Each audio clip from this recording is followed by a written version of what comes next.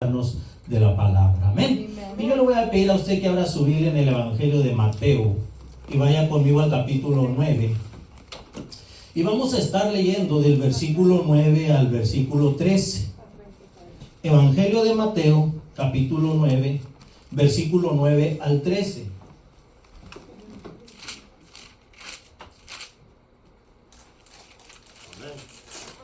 Y déjeme le digo que ese versículo, este capítulo de Mateo es un capítulo que me ha impactado. Le voy a decir algo. Cuando yo estaba agarrando el seminario, me recuerdo que nos pusieron una prédica y Dios puso en mi corazón este tema. Y el tema que el Señor ponía en mi corazón, ¿verdad? Aquí dice el llamamiento de Mateo, pero el Señor ponía en mi corazón llamado a servir.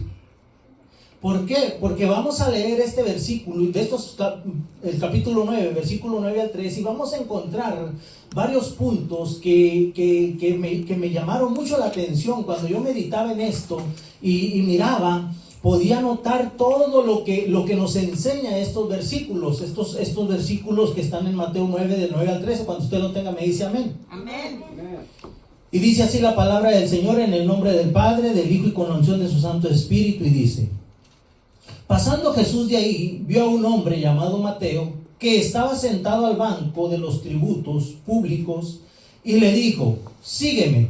Y se levantó y le siguió.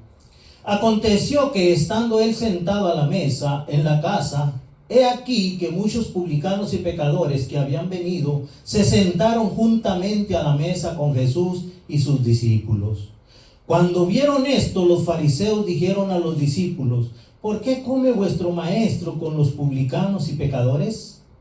Al oír esto, Jesús les dijo: los sanos no tienen necesidad de médicos, sino los enfermos.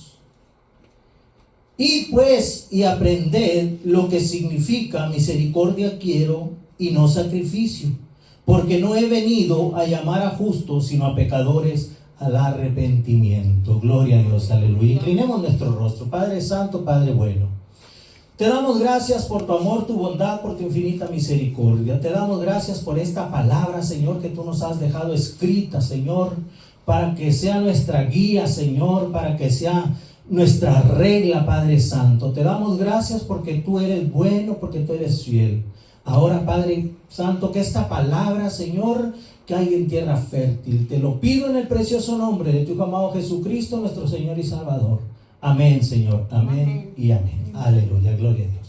Varios puntos que quiero que tomemos y que tengamos en cuenta de esta lectura. Primeramente, dice la Biblia, en el versículo 9, dice que Jesús estaba pasando por ahí y vio a un hombre que se llamaba Mateo sentado al banco de los tributos. ¿Qué era el banco de los tributos? Era donde el que estaba sentado era el que estaba cobrando los impuestos. Cobraba los impuestos para el pueblo, el pueblo de Roma, para los romanos. Y Mateo en realidad era una persona que era muy odiada por su misma gente, por su mismo pueblo, por sus mismos patriotas, por la simple razón de que él estaba cobrando impuestos para los romanos, y los romanos prácticamente eran tomados como enemigos. Y un enemigo y un hermano o una persona que le servía al pueblo romano se consideraba un enemigo del pueblo judío. Ahora, lo que me llama la atención aquí es que dice la Biblia que cuando Jesús pasó por ahí, miró a Mateo sentado y no le importó lo que estaba haciendo Mateo. Él no dijo: no, este no puede venir conmigo porque es un traidor, es un cobrador de impuestos, alguien que trabaja para los romanos. Él lo que miró en Mateo no era lo que él estaba haciendo, no era lo que él era, es lo que él podía llegar a hacer en las manos de Jesús. Si Jesús lo moldeaba, si Jesús lo enseñaba, iba a llegar a ser una persona importante. Entonces dice la Biblia, me llama la atención que también dice que dejando todo, Mateo dice que dejó todo, no le importó. Me imagino que ya tenía algunas moneditas por ahí que había recaudado de impuestos. A él no le importó, porque la Biblia dice que dejando todo lo siguió. Aquí usted no lo va a leer en el Evangelio de Mateo, porque esto está en la historia de Lucas. En el Evangelio de Lucas, en el capítulo 5 y versículo 27 en adelante, ahí relata la misma historia. Y ahí me llama la atención porque dice, y Mateo dejándolo todo, nomás que en Lucas lo presentan como Leví. Y dejándolo todo, siguió a Jesús. ¿Para qué lo siguió? Para servirle. Y era la razón por la que Dios ponía en mi corazón ese tema, llamados a servir. Cuando Dios nos llamó a usted y a mí, hermano, Dios no nos llamó simple y sencillamente porque éramos buenas personas. No nos llamó simple y sencillamente porque estábamos muy guapos, muy bonitos. No nos llamó simple y sencillamente porque teníamos mucho conocimiento. No nos llamó simplemente porque teníamos mucha sabiduría. Él nos llamó porque Él sabía que en sus filas usted y yo éramos importantes. ¿Cuántos de aquí se sienten importantes para servir a Dios?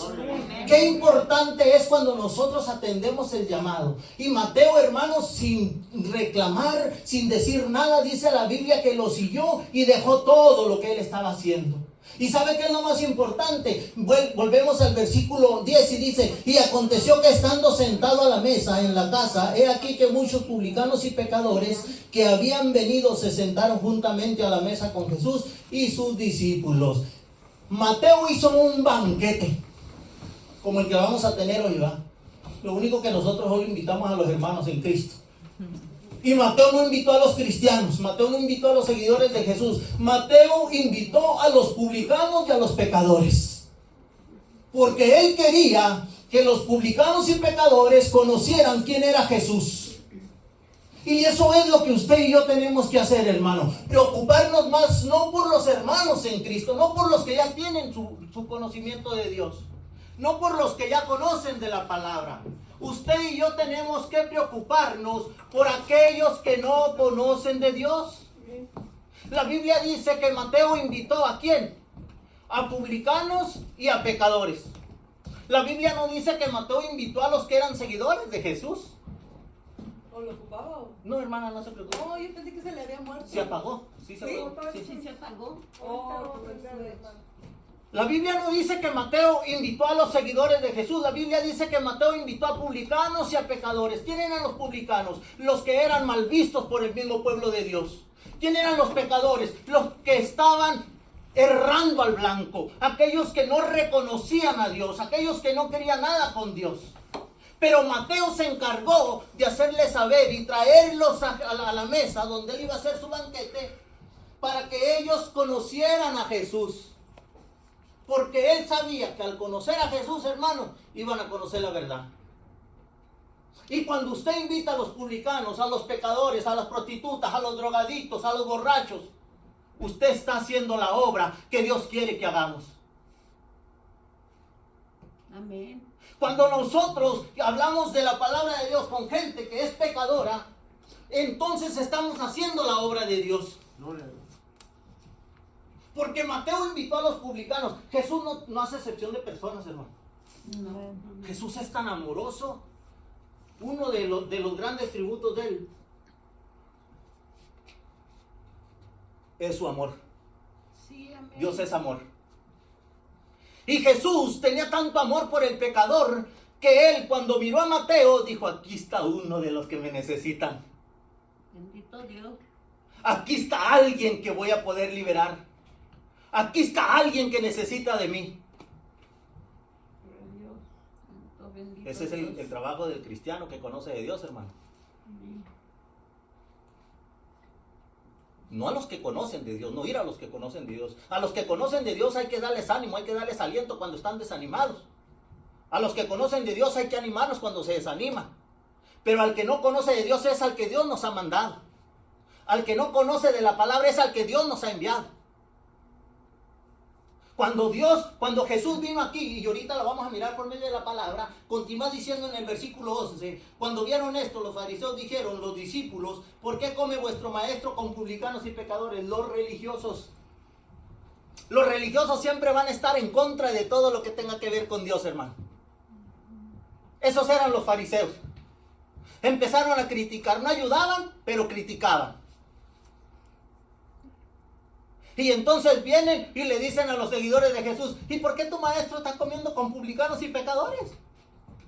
¿Por qué está haciendo eso? ¿Acaso no sabe? Mire, ¿sabe por qué lo hacían? Porque en la línea religiosa había una creencia que si ellos se juntaban mucho con ese tipo de persona, ellos iban a caer en lo mismo. Eso le sucede a aquellos que no están firmes en la fe. Eso le sucede a aquellos que no están firmes en creer y confiar verdaderamente en el Cristo de la gloria. Eso le sucede a esos. Pero los que están firmes en la fe pueden juntarse con publicanos, con pecadores, con prostitutas, con borrachos, con lo que sean, y van a seguir firmes creyendo y confiando en el Cristo de la gloria. Aleluya. No van a desmayar, no van a flaquear, no van a caer. Le voy a decir algo y le voy a hablar de mí. Cuando yo comencé en el evangelio, yo ya le dije a usted que Dios me sacó a mí del alcoholismo. Dios me sacó a mí del alcoholismo. Y para la gloria y la honra de Dios usó a una mujer que era mi esposa, que me predicaba el evangelio y yo la rechazaba y ella necia. Por 2 años me estuvo neciando. Gloria a Dios. Pero cuando Dios me alcanzó, en el momento que Él me alcanzó, yo me juntaba con borrachos. Y me decían, tómese una cerveza. No, yo no tomo.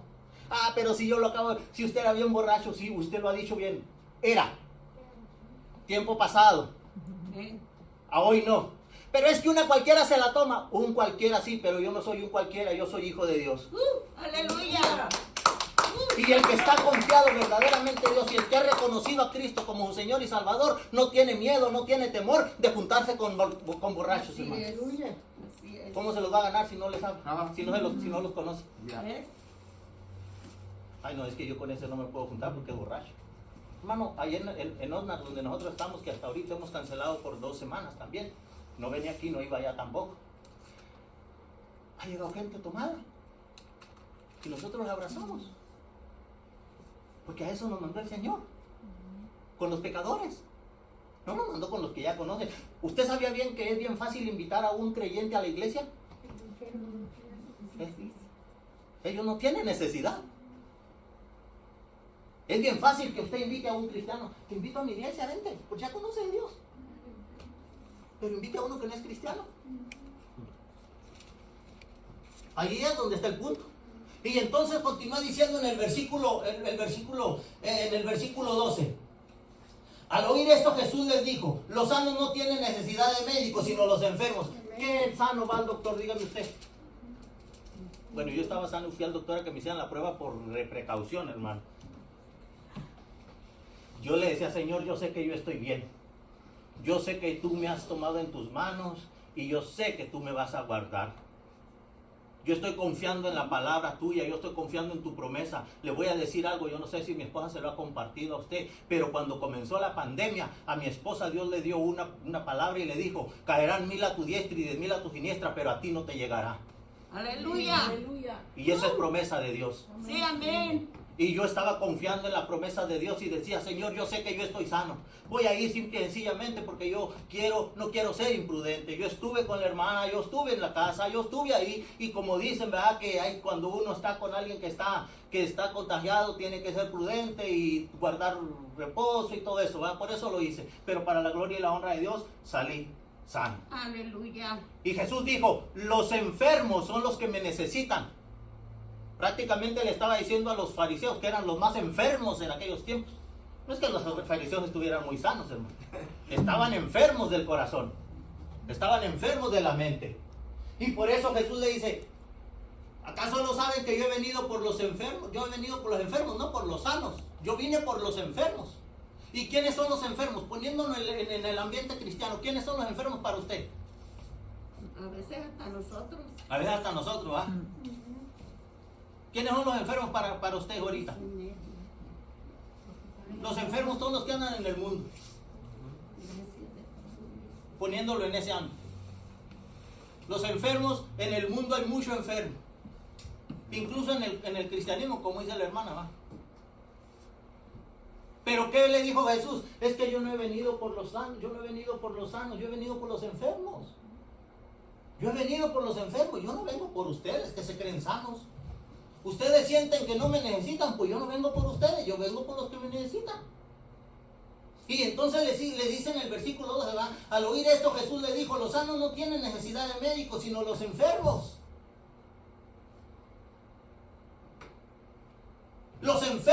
que tienen necesidad del médico, no los sanos. Y el versículo 13 dice, y pues si aprended lo que significa misericordia quiero y no sacrificio, porque no he venido a llamar a justos, sino a pecadores al arrepentimiento.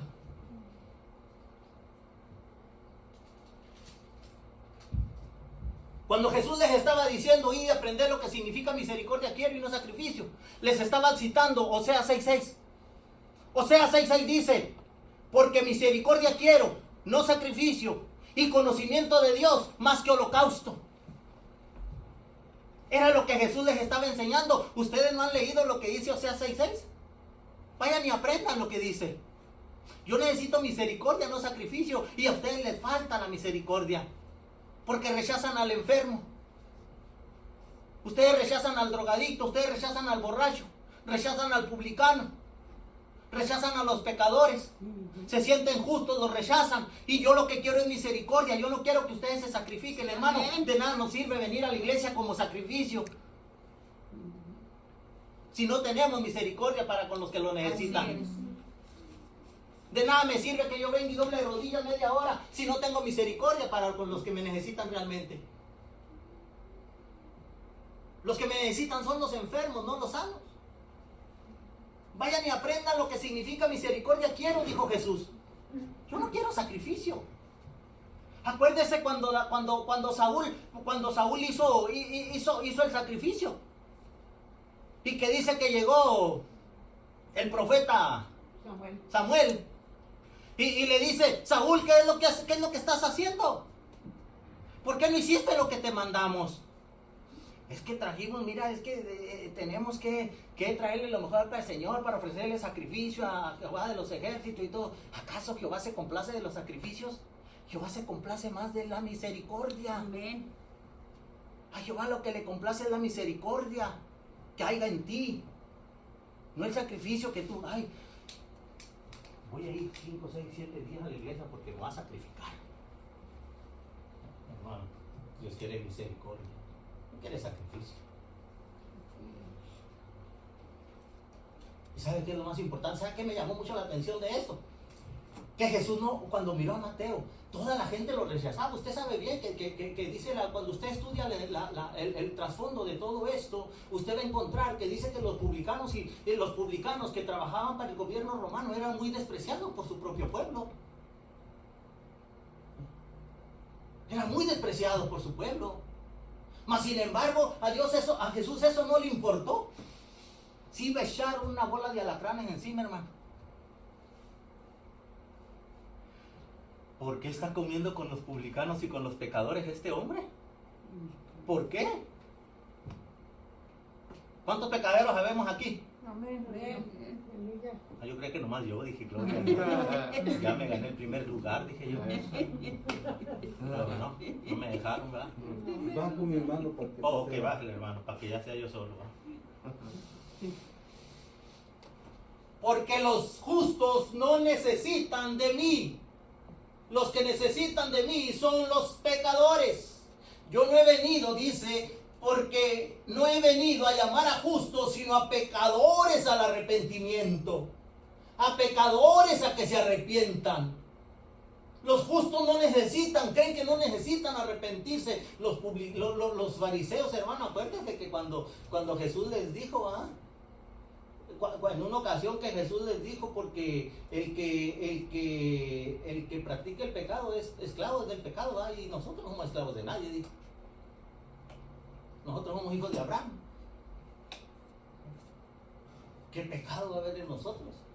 ¿Qué pecado va a haber en usted y en mí si venimos todos los domingos a la iglesia? Y llegamos media hora antes del servicio.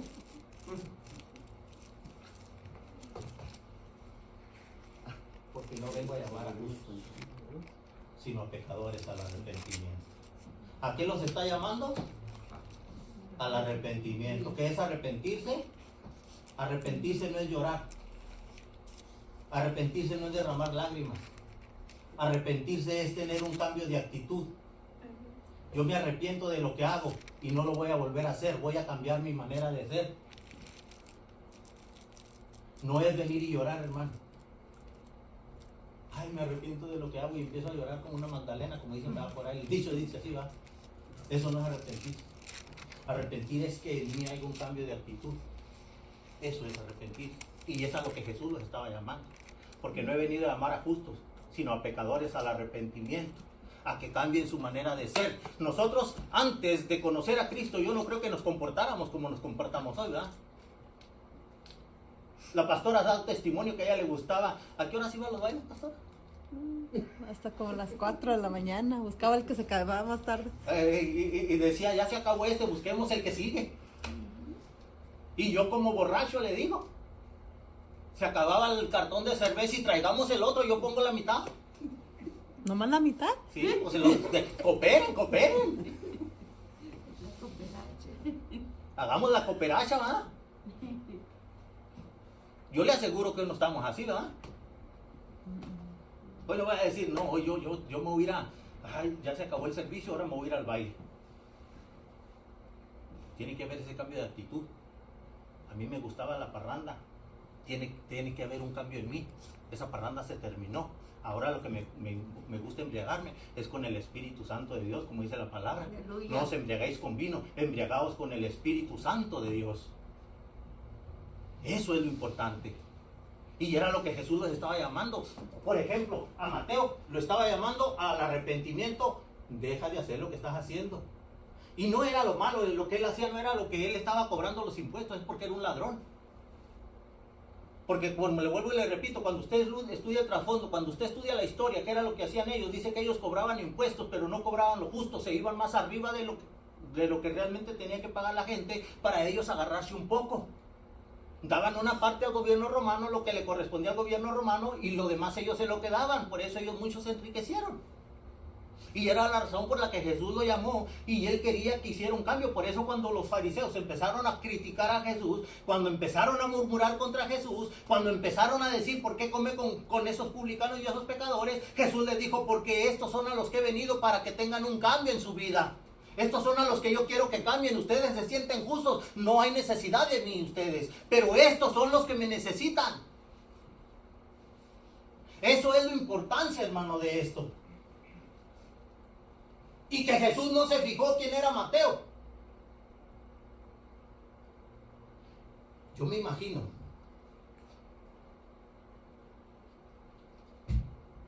que si Jesús se hubiera dejado llevar por lo que nosotros éramos, no nos hubiera llamado, hermano. Híjole, este Valentincito es de un borracho. Le encanta la parranda. Los 7 días a la semana. ¿Y usted qué era, hermano? Bueno. ¿Yo? Ajá. Un ángel de Dios. Aleluya. Con razón. Ese es el problema. Es ahí el problema. Que lo importante de todo, hermano, es que Dios no miró lo que nosotros éramos.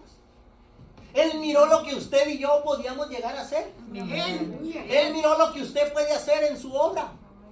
Él miró lo que usted puede hacer en sus manos. Él miró que si Él lo moldea, que si Él lo hace como Él quiere, usted va a llegar a ser un discípulo deseado. Usted va a llegar a ser un discípulo que va a ponerse en la brecha. Usted va a llegar a ser un discípulo que va a estar dispuesto a pagar el precio del discipulado. Porque ser discípulo de Cristo no es fácil. Ser discípulo de Cristo es algo difícil. Porque el discípulo verdadero, discípulo de Cristo, hermano, tiene que someterse a las tentaciones, tiene que soportar las tentaciones. ¿Por qué? Porque no va a agradar al mundo, va a agradar a Dios. El discípulo de Cristo tiene que estar bien firme en lo que quiere, que es agradar a Dios. Una vez escuché un testimonio de un hermano que dijo, no, hermano, si viera yo no tengo problema con las tentaciones, dice. Ay, caray, dijo la hermana, ¿y eso cómo, hermano? Es que cada vez que me llega una tentación caigo, dice. ¿Para qué voy a pelear? Por eso no tenía problemas con las tentaciones, dice, porque cada vez que me llega una yo caigo, dice, ¿para qué me pongo a luchar? Imagínese, hermano, no. El verdadero discípulo va a permanecer firme, dice la Biblia, someteos a Dios y resistid al diablo y este huirá de vosotros. Amén. Ser discípulo de Jesús no es cosa fácil. Y yo me imagino que cuando Jesús llamó a Mateo, ya Mateo sabía lo que le esperaba. Pero sin importarle nada, dice la Biblia, cuando usted lee el Evangelio de Lucas, en el Evangelio de Lucas, en el capítulo 5, ahí está el mismo relato, dice, y dejándolo todo, lo siguió. Y haciendo un gran banquete, dice la Biblia en Lucas. Aquí en Mateo no lo dice. Y haciendo un banquete, invitó a publicanos y a pecadores. Ay, joder, qué bonito, hermano Mateo, haciendo la obra desde el principio que fue llamado. Desde que Jesús lo llamó, dijo, yo quiero servirte, Señor, y voy a invitar a mis amigos, a los que son igual que yo, porque yo quiero que tú transformes su vida, así como transformaste la mía. Y eso es lo que nosotros deberíamos de hacer, pedirle a Dios que así como transformó nuestra vida, transforme los de aquellos que están perdidos en el mundo. Y para eso tenemos que hacer la obra. Porque no he venido a llamar a justos, sino a pecadores al arrepentimiento. Los justos no necesitan de Dios. Los que necesitan de Dios son los pecadores. Y no me refiero a que no lo necesiten. Claro que todos y cada uno de nosotros necesitamos a Dios en nuestra vida todos los días de nuestra vida. Cada día de nuestra vida necesitamos el Dios de nosotros. Porque solamente la mano de Dios es la que nos fortalece. Amén. Solamente la mano de Dios es la que nos da esperanza. Sí, amén. Yo tenía la esperanza firme de que no iba a pasar nada conmigo. Yo tenía la esperanza firme de que yo iba a salir negativo. Yo tenía la esperanza firme de que si yo optaba, que si aún, yo decía, Señor, si aún yo llego a tener esta peste, esta enfermedad, yo sé que tú me sacarás adelante de todo esto. Porque el Salmo 91 dice, el que habita al abrigo del Altísimo morará bajo la sombra del Omnipotente. Eso es confianza, hermano. Nosotros necesitamos Dios en todo momento, pero los que necesitan escuchar la palabra de salvación son aquellos que no lo han conocido, porque Él es a los que ha venido, y para eso nos ha escogido a usted y a mí, para que vayamos y hagamos la obra. Mateo, lea Lucas, capítulo 5, 27 y en adelante, usted ahí va a mirar, que dice la Biblia que que Mateo, inmediatamente hizo un banquete y llamó a publicanos y a pecadores. Él no anduvo preguntando, ¿quién de ustedes es seguidor de Jesús? Y ahí levantaba la mano por ahí alguno y decía, mira, voy a hacerle un banquete al maestro, te invito. No, él dijo, publicanos y pecadores. Porque él quería que ellos experimentaran lo que él había experimentado con el llamado de Cristo. Yo le pregunto a usted, hermano, ¿qué experimentó usted cuando Cristo lo llamó a sus filas? Yo le puedo decir lo que yo experimenté. Experimenté una paz, una seguridad, una confianza. Experimenté un amor. Experimenté muchas cosas bonitas, los cuales no me hacía sentir el alcohol. Pero cuando Cristo me llamó a sus filas, pude experimentar lo que nunca había experimentado. Y Mateo, al ser llamado, él quería que los demás experimentaran lo que él había experimentado. Yo no sé si usted alguna vez le ha hecho publicidad a algo. ¿Qué dice usted? Le recomiendo este shampoo porque si viera qué bueno es. Si así recomendáramos a Cristo, ¿no? Si así recomendáramos a Cristo. Le recomiendo a aquel doctor, mire, el doctor de allá, viera qué bueno es ese doctor. ¿Cómo sabía, hermano? O tome manzanilla para que le quite viera qué buena es la manzanilla, hermano. Si así recomendáramos a Cristo a cada necesitado que viene con nosotros. Y no le estoy diciendo que le predique la palabra así. No, hermano, recomiéndeselo nomás y usted va a hacer, Dios va a hacer la obra. La palabra que usted dé no va a regresar vacía sin antes hacer la obra para la cual Dios le envía. Amén, amén. Nosotros solamente tenemos que sembrar la palabra. Dios se encargará de dar el crecimiento. Así es. Dios se encargará de hacer la obra. La obra no la hacemos nosotros. Nosotros exponemos la palabra de Dios. La obra la hace el Espíritu Santo de Dios. Porque con la palabra que usted dé muchas de las veces, una palabra, hermano, yo le di una palabra el otro día a una hermana y el otro día hablaba con ella y me decía, ay pastor, es que, así me dice ella, ¿va? Ay pastor, es que si viera esa palabra que usted me dio no me ha dejado en paz. Pues hágale, hágale. En bombas, como dicen los de Colombia, ¿va? Hágale ya. Hermano, cuando Dios te pone a ti, te ha llamado a hacer algo, como lo hizo Mateo, la obra se va a hacer, el trabajo se va a hacer, Dios va a hacer lo que tenga que hacer. Con eso quiero terminar, invitándolo a usted, que recuerde, los que nos necesitan ahorita son los necesitados, los que andan perdidos en el mundo, borrachos, alcohólicos, prostitutas, drogadictos.